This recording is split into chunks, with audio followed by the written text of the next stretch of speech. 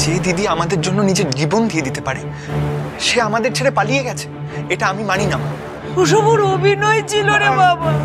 আমি নয় ওর সৎ মা, ওই নিজের বাবাকে ফেলে কেউ এরকম যেতে পারে? ওর বাবা মৃত্যু শয্যায়, একবার ওর বাবার কথা ভাবলো না? কিন্তু তুতে যে আমাদের কথা দিয়েছিল ও যেভাবেই হোক আমাদের সব টাকা ফিরিয়ে এনে দেবে, ওটা তো আমাদের সারা জীবনের সঞ্চয় ছিল। ও তার মানে তো তুতে সকলকে ঠকিয়েছে, সবার কাছ থেকে টাকা নিয়ে শহরে কেটে পড়েছে। একবার নিজের বাপের কথাটা ভাবলো না? না, এটা হতে পারে না। দিদি নিশ্চয়ই গ্রামে আছে, আমি দিদিকে গিয়ে খুঁজে বার করছি।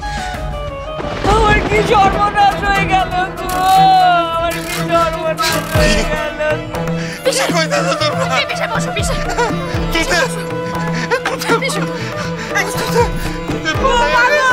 আমার কি সর্বনাশ, তুমি উঠে এলে কেন আবার? ও দাদা উঠে দিদি তো পালিয়ে যাবার মেয়ে নয়, তাহলে শহরের বাসে উঠলো কেন?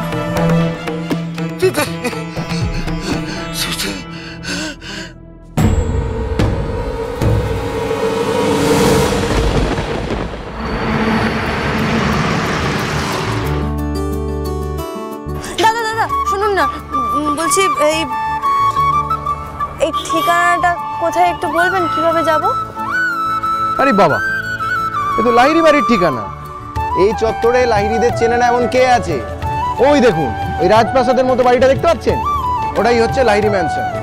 এই নিন, কাজ করতে এসছেন বুঝি? হ্যাঁ, কাজ করতে এসেছি, ফ্যাশন ডিজাইনার হতে। কি ফ্যাশন ডিজাইনার? ও বুঝেছি, আমিও সুপারস্টার দেব হতেই যাচ্ছি। ও আচ্ছা, ধন্যবাদ। এই দাদা দাদা দাদা শুনুন না, একটা সাহায্য চাইবো। বলুন। আপনার ফোনটা একটু দেবেন, আমি একটু ফোন করব। আমার বাবা না খুব অসুস্থ, প্লিজ প্লিজ। ঠিক আছে, এই নিন। ধন্যবাদ। একটু তাড়াতাড়ি করবেন প্লিজ।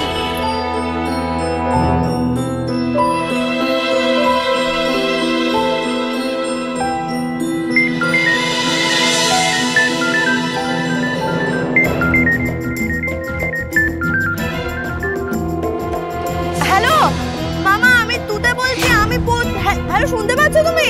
হ্যালো। সব বাবা কেটে গেল কেন? দাদা কেটে গেল, আর একবার হ্যাঁ।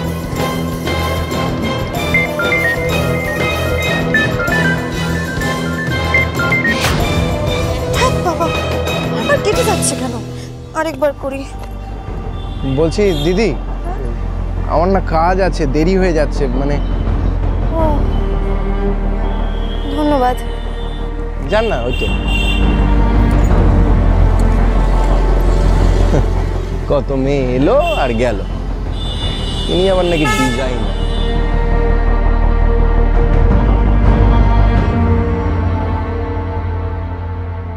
পুরো গ্রাম খুঁজলাম, দিদিকে তো কোথাও পেলাম না।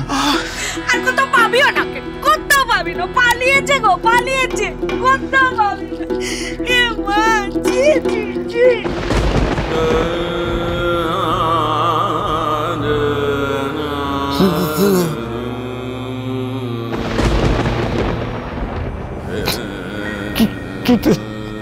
তুই আমাকে এইভাবে সাইডে পালাই গেছে। তুতে আমাদের সবাইকে পথে বসিয়ে দিয়ে চলে গেল।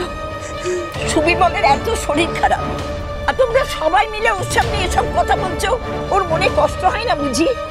দেখো, তোমাদের মনে কি একটু মায়া দয়া নেই? কি করবো পিসিমা, তুতে যে কাজটা করে গেল, এরপর তো আমাদের সবাইকে না খেতে পেয়ে মরতে হবে। আর বাপ, পেট তো করে দয়া মায়া বোঝে না। এবার শাস্তি পেলে তো সবাই, হ্যাঁ? এবার হারে হারে টের পাচ্ছ যে ওই তুতের কথা শুনে মালিকের সঙ্গে বেইমানি করাটা তোমাদের কত বড় ভুল হয়ে গেছে, হ্যাঁ? আর কান খুলে শুনে রাখো, ওই তুতে আমাদের যে অবস্থায় ফেলে গেছে, এখান থেকে নিস্তার পেতে আমাদের অনেক সময় লাগবে।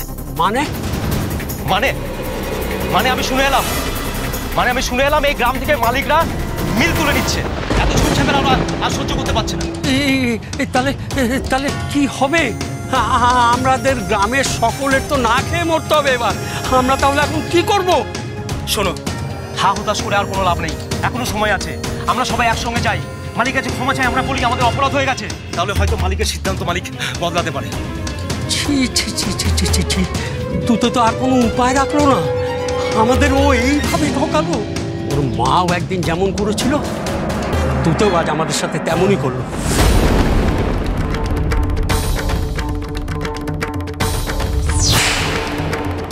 সকল গ্রামবাসীদের সাথে বেইমানি করেছে ও।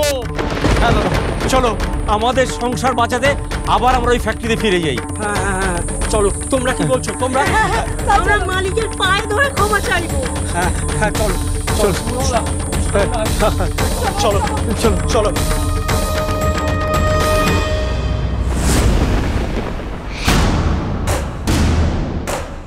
কাজ হয়ে গেছে ম্যাডাম।